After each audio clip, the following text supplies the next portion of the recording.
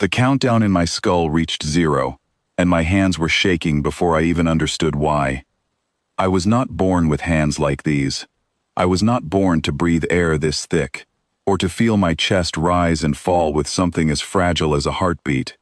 My real body was resting inside a stasis pod, orbiting this planet in a ship that no human eye could ever detect.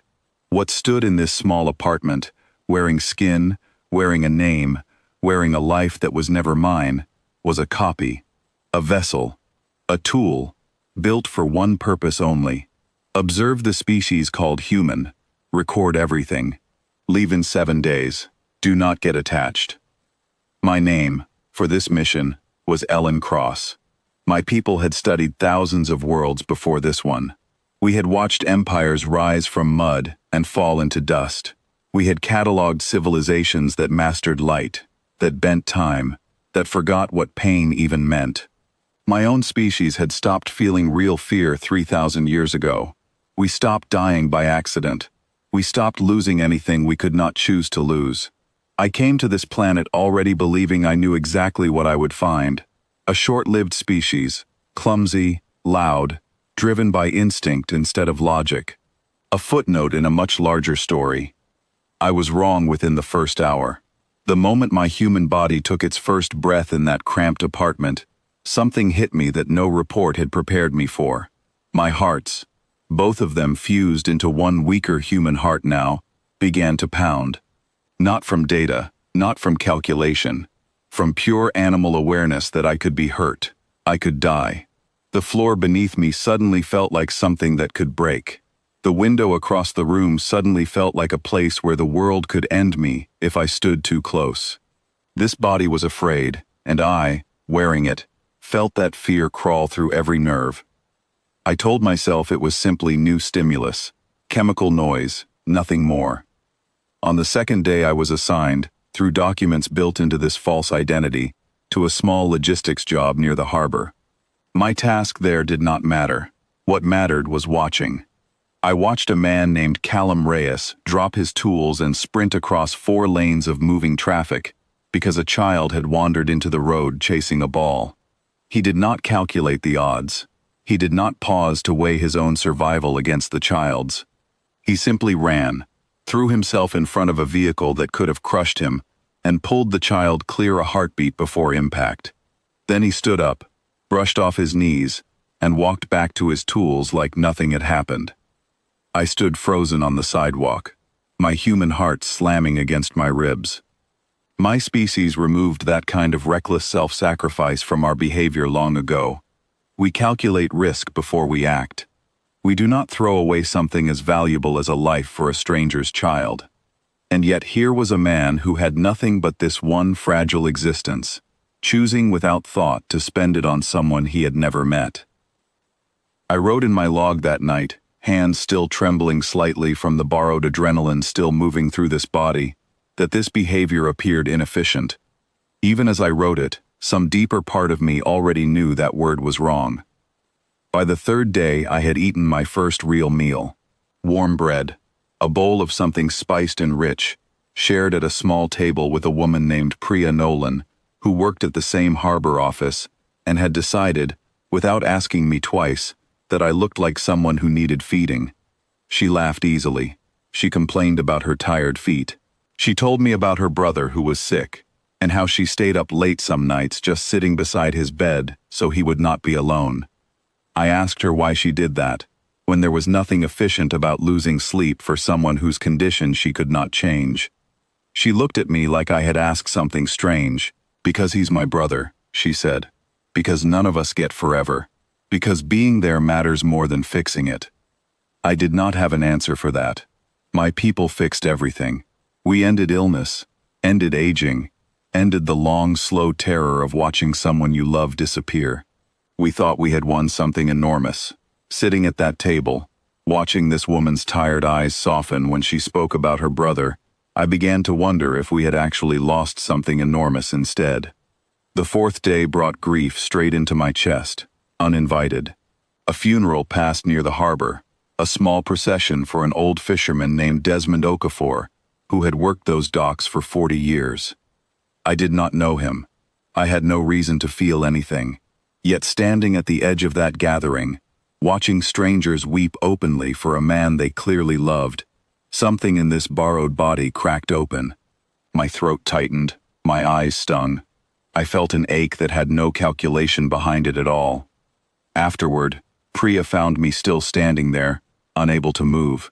She did not ask questions. She simply put a hand on my shoulder and stayed beside me in silence until the ache eased. That single, wordless act of comfort taught me more about this species in 1 minute than 1,000 years of distant observation ever had. On the 5th day I went, at Priya's insistence, to a small gathering for a friend's birthday. Loud music, cheap food, laughter spilling into the street. A man named Elias Okoro pulled me into a ridiculous dance that I performed badly, and the whole room laughed with me, not at me. Someone pressed a warm drink into my hand. Someone else told a joke so absurd that I laughed until this human body's chest actually hurt from the force of it. I realized, sitting there surrounded by noise and warmth and people who barely knew me, that I had never once felt lonely in this fragile borrowed existence. And yet, back home, surrounded by perfect comfort and endless safety, loneliness had quietly become the background noise of my entire life. My people had removed suffering so thoroughly that we had also removed the reason to reach for each other. Nothing here was permanent, and because of that, everything here mattered. By the 6th day, I sat down to write my final report, the one that would determine how my civilization classified this planet. I stared at the blank space where a conclusion should go. Every metric we use to measure advancement, technological mastery, emotional efficiency, risk elimination, failed completely to capture what I had witnessed. These people ran toward danger for strangers. They stayed awake beside the dying, because presence itself was a gift.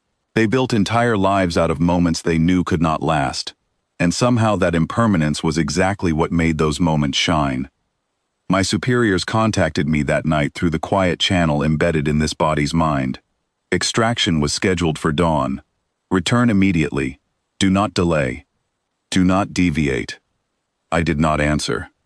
On the 7th day, I walked to the harbor one last time, watching the sun rise orange over water that smelled like salt and diesel, and something achingly alive. Priya found me there, sensing something was different in the way I stood. I am not what you think I am, I told her. I am not from here. I came to study your kind, to decide whether your species mattered enough to notice. I have 7 days to return home, and then I disappear from this life forever, and you will never remember any of this.